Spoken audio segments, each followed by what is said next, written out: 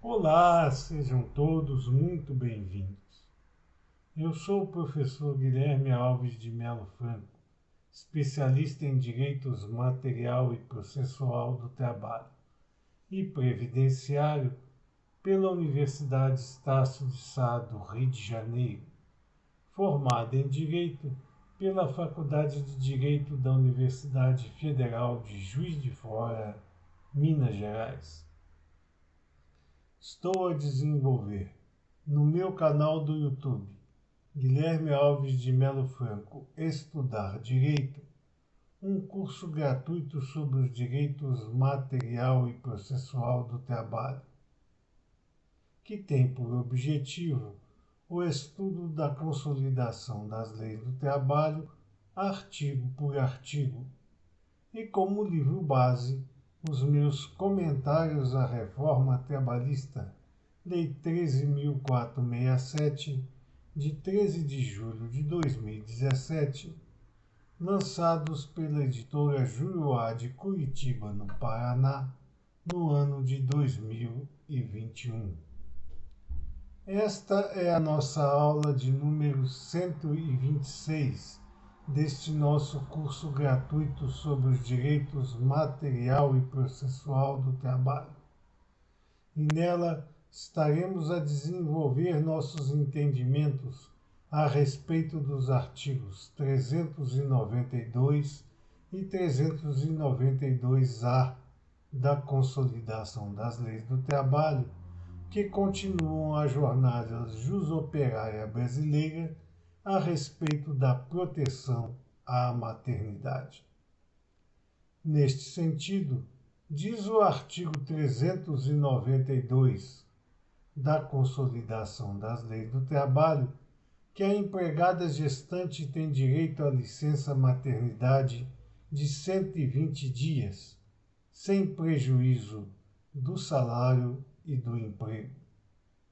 Ora, neste sentido, temos a observar que toda essa sistemática seletista de proteção ao trabalho da mulher e à maternidade seriam completamente dispensáveis, já que, por exemplo, no caso do artigo 392 da Consolidação das Leis do Trabalho, que estamos a estudar nessa nossa aula de número 126, repete-se justamente ipsis literis o disposto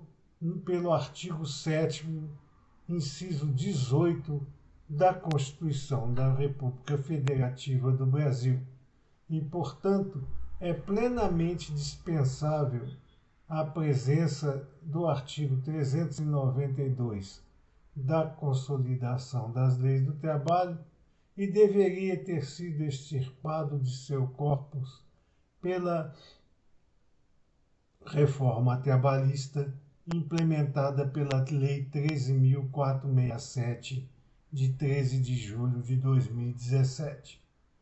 Perdeu-se aqui mais uma oportunidade de enxugar o texto seletista para melhor aplicação do direito material do trabalho ao ambiente laboral brasileiro. Diz ainda o artigo 392 da Consolidação das Leis do Trabalho que a empregada deve, mediante atestado médico, notificar o empregador da data do início do afastamento, que poderá acontecer entre o 28º dia antes do parto e esse. Portanto, diz a Consolidação das Leis do Trabalho, através de seu artigo 392, que a empregada deve, mediante atestado médico, notificar o empregador da data do início do afastamento, que poderá acontecer entre o 20º dia anterior ao parto e a consumação desse. Portanto, é obrigação da empregada apresentar ao seu empregador um atestado médico, informando neste atestado qual seria a data do início do afastamento da licença maternidade de 120 dias, sem prejuízo do seu salário e do emprego,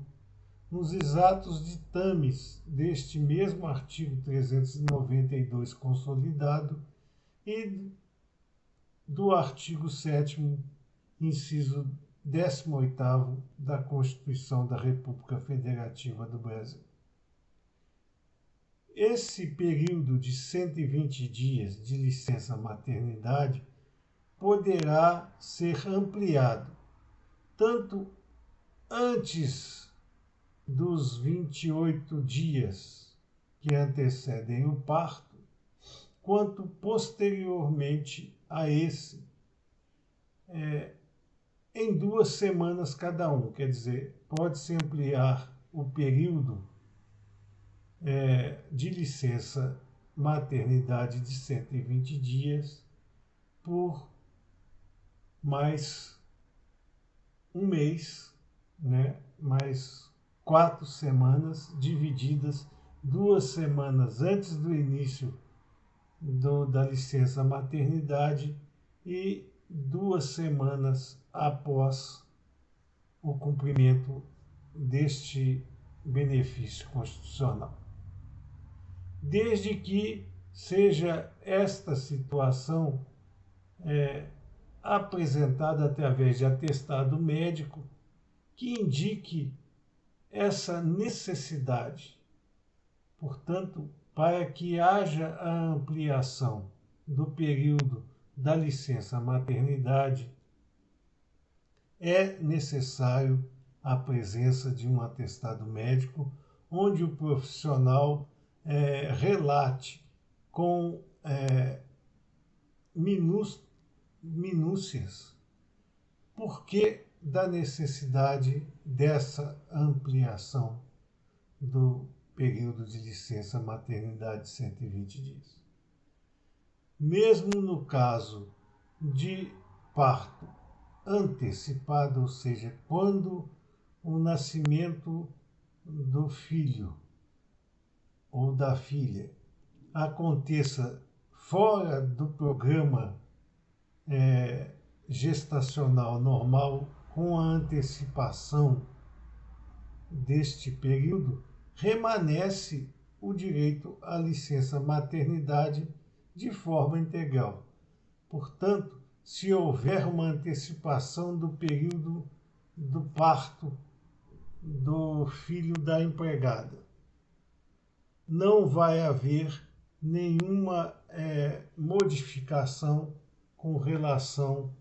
ao período de licença maternidade, que remanescerá íntegro para todos os fins elencados em direito. Diz ainda o artigo 392 da Consolidação das Leis do Trabalho que é garantido à empregada, sem prejuízo do salário do emprego, sempre que houver transferência da função, quando as condições de saúde, assegurado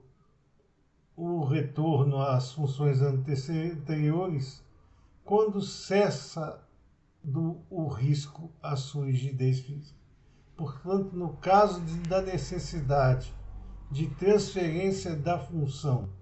da empregada gestante, sempre sem prejuízo do seu trabalho ou do seu salário, houver a necessidade de transferência da função, quando as condições de saúde da empregada assim o reclamarem, é assegurado o retorno às funções anteriores, quando cessado o risco à sua rigidez física. Portanto, havendo risco à rigidez física da empregada, sempre sem prejuízo do seu salário ou do seu emprego, ela terá direito à transferência de função quando as condições de saúde assim o reclamarem, assegurado o retorno às mesmas funções anteriores quando cessado o risco à sua rigidez física. É garantida ainda à empregada, sem prejuízo do salário ou do emprego, a dispensa do trabalho pelo tempo necessário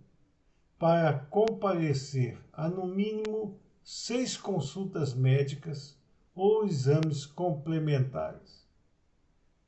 Portanto, durante o ano de trabalho, a empregada tem direito a ser dispensada do mesmo pelo tempo necessário, apenas pelo tempo necessário, não quer dizer que ela vai ser dispensada de todo o dia, quando ela tiver que comparecer a,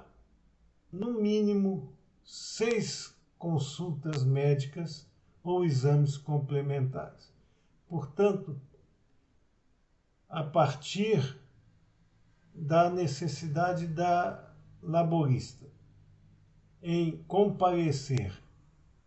a consultas médicas ou exames complementares, ela terá direito a ser dispensada do trabalho pelo tempo necessário para que ela possa comparecer a essas consultas, que serão no mínimo de 6 médicas, ou para fazer exames complementares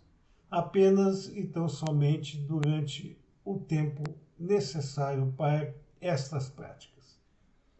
Passado o tempo necessário para essas práticas, ela deve retornar ao seu local de trabalho e continuar a exercer as funções para as quais foi contratada. Diz o artigo 392-A da Consolidação das Leis do Trabalho que a empregada que adotar ou obtiver guarda judicial para fins de adoção de criança ou adolescente será concedida licença maternidade, somente sendo concedida esta mediante apresentação do termo judicial de guarda. Portanto, se a empregada adotar, ou seja, não é o caso da empregada gestante, é o caso de uma empregada que pretende adotar uma criança ou um adolescente. Neste caso, é importante dizer que não se trata, obviamente, de proteção à maternidade, mas sim a proteção ao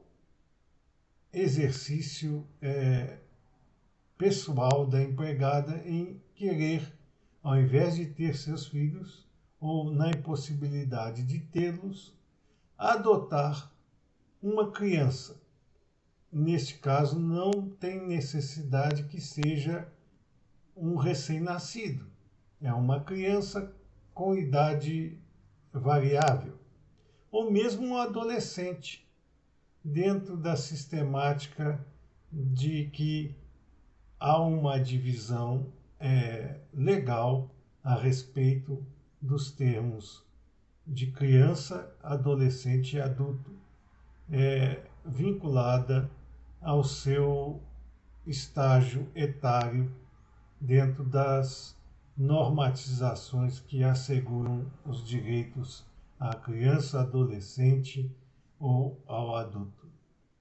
Portanto, a empregada que adotar ou obtiver guarda judicial para fins de adoção,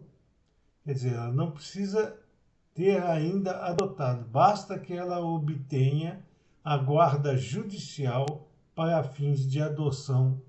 de criança ou adolescente, será concedida licença maternidade. Aqui entendemos que haveria uma impropriedade, porque, na verdade, como já o dissemos, não é bem a licença maternidade, mas seria uma nova modalidade de licença que talvez poderia ser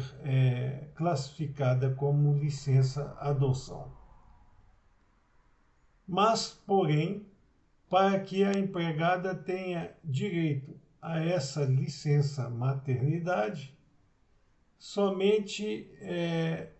poderá ela pleitear com a apresentação ao empregador do termo judicial de guarda. Então, apesar de haver esta possibilidade, há o requisito da apresentação do termo judicial de guarda para que essa licença maternidade seja concedida pelo empregador à empregada dentro dos moldes necessários para a implementação da licença maternidade comum. A licença maternidade, em caso de guarda ou adoção conjunta, ou seja, a guarda ou a adoção conjunta, ela foi destinada ao casal. Então, ela será concedida apenas a um dos adotantes ou cuja guarda tenha sido deferida. Neste caso, é uma situação bastante específica e especial. A guarda foi deferida em conjunto entre marido e mulher, entre companheiro e companheira, entre companheiros e entre companheiras. Não vai ter direito à apresentação para que seja deferida a licença maternidade de 120 dias, todos os dois companheiros, todos os dois detentores da guarda conjunta. Apenas um deles terá direito a receber a benesse da licença maternidade de 120 dias. O outro ficará sem esse direito porque é apenas um dos dois que terá essa oportunidade legal de ter deferida a licença maternidade de 120 dias, no caso da adoção conjunta. Estas eram as considerações que gostaríamos de fazer a vocês nesta nossa aula de número 126 deste nosso curso gratuito sobre os direitos material e processual do trabalho. E aproveitamos esta oportunidade para agradecer a todos vocês a presença nessas nossas aulas e pedir ainda uma vez mais que aqueles que não o fizeram ou não o fazem, se inscrevam no nosso canal e deixem seus likes nas nossas aulas, porque é através destas duas atividades simples que vocês estarão a nos auxiliar no sentido de promover a distribuição do conhecimento aqui arregimentado ao maior número de pessoas e também de manter íntegro este nosso curso gratuito sobre os direitos material e processual do trabalho, agradecendo, pois, a presença de todos. Muito obrigado a todos.